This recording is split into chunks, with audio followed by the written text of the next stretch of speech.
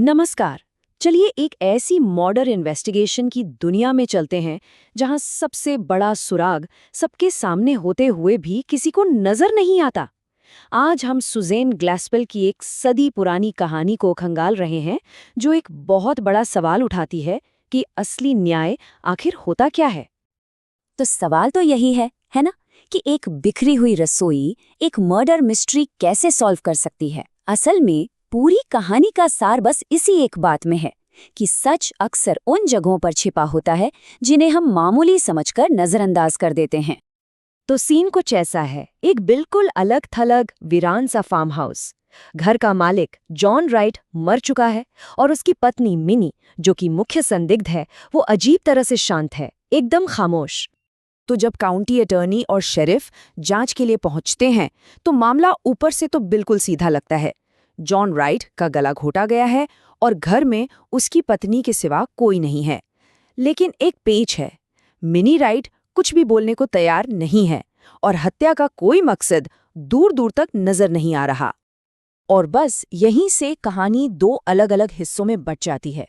एक तरफ पुरुष है जो कानून के हिसाब से सबूतों की एक औपचारिक जांच कर रहे हैं, और दूसरी तरफ उनकी पत्नियां हैं जिन्हें रसोई में कुछ सामान लेने के लिए भेजा गया है, जहां अनजाने में उनकी अपनी ही एक जांच शुरू हो जाती है। यहाँ दो अलग अलग दुनियाएं हैं। पुरुष एक हथियार, एक मकसद, एक कबूलनामा खोज रहे हैं, लेकिन महिलाएं, वो सबूत नहीं, वो कहानी को देख रही हैं। और ये कहानी उन छोटी मोटी बातों में छिपी है जिन्हें पुरुष पूरी तरह से नजरअंदाज कर रहे हैं।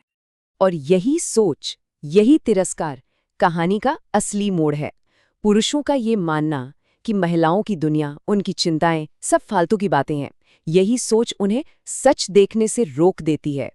और जैसे जैसे मर्द खाली हाथ रहते हैं, वहीं दूसरी तरफ रसोई में मौजूद दो महिलाएं, मार्था हेल और मिसेस पीटर्स, पीछे छूट गए छोटे छोटे सुरागों से सच्चाई को जोड़ना शुरू कर देती हैं।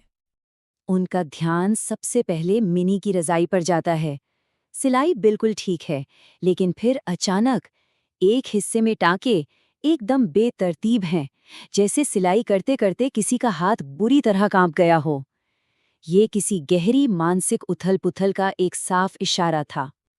फिर उन्हें एक खाली पिंजरा मिलता है, लेकिन उसके दरवाजे का एक कब्जा बुरी तरह से उखड़ा हुआ है, जैसे किसी ने गुस्से में उसे नोचकर तोड़ दिया हो। ये साफ बताता था कि यहाँ कुछ हिंसक हुआ है। ये सुराग तो थे, लेकिन ये सिर्फ इशारे थे।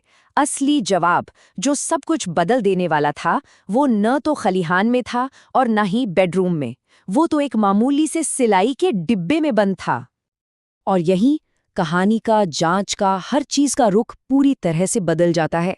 उस छोटे से बक्से में उन्हें वो जवाब मिलता है जिसकी पुरुष हर जगह तलाश कर रहे थे, लेकिन देख नहीं पाए। उस बक्से के अंदर रेशम में लिपटा हुआ एक मरा हुआ कैनेरी पक्षी था। ये सिर्फ एक पक्षी नहीं था, ये मिनी की आत्मा थी, उसकी खोई हुई खुशी, उसकी आवाज थी।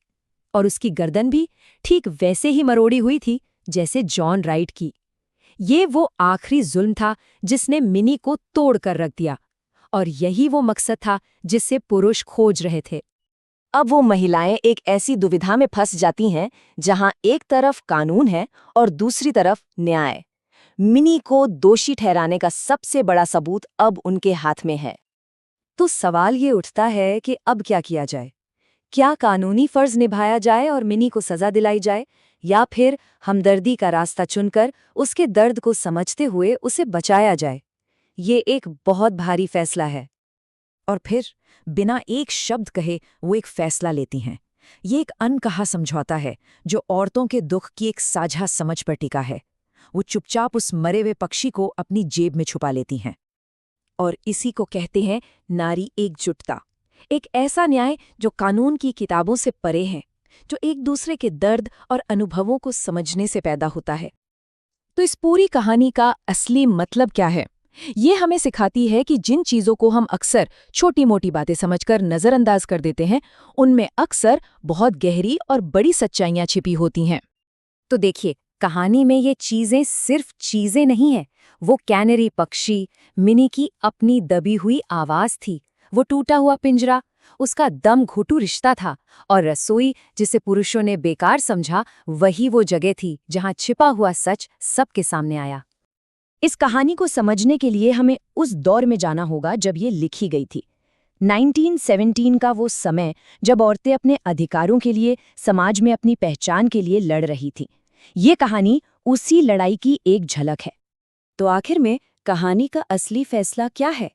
ये उस समाज की तीखी आलोचना है जो औरतों की आवाज को, उनके सच को तब तक नहीं सुनता जब तक वो कोई बड़ा कदम न उठा लें।